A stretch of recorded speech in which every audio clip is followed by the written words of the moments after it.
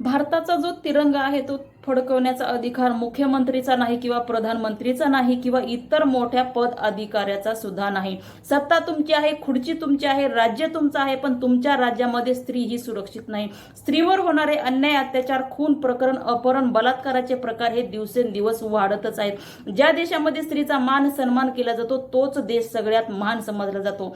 तुमच्या राज्यामध्ये स्त्री ही सुरक्षित नाही, स्त्रीवर होणारा अन्याय दिवसेंदिवस वाढतच आहे, पण एकाही नराधम भडव्याला आतापर्यंत फाशीची शिक्षा झाली नाही। भारताचा झेंडा जर फडकवायचा अधिकार असेल तर ते फक्त आर्मी बंधूला आहे। मग त्यांची विधवा शहीदांची विधवा पत्नी असेल, त्यांची आई असेल, बहीण असेल, भाऊ असतील, वडील असतील, हा अधिकार त्यांचा आहे। कारण भारताचं रक्षण ते करत आहेत, भारताचं कारगिल युद्ध ते लढत आहेत आणि तिरंग्याची आन बान शान ही फक्त आर्मीच्याच हातामध्ये आहे। म्हणून त्यांच्याच हाताने हा झेंडा फडकवायचा अधिकार त्यांना आहे, त्यांनाच दिला पाहिजे। अशा माझ्या भारतीय सर्व नागरिकांना स्वातंत्र्य दिवसाच्या हार्दिक हार्दिक शुभेच्छा।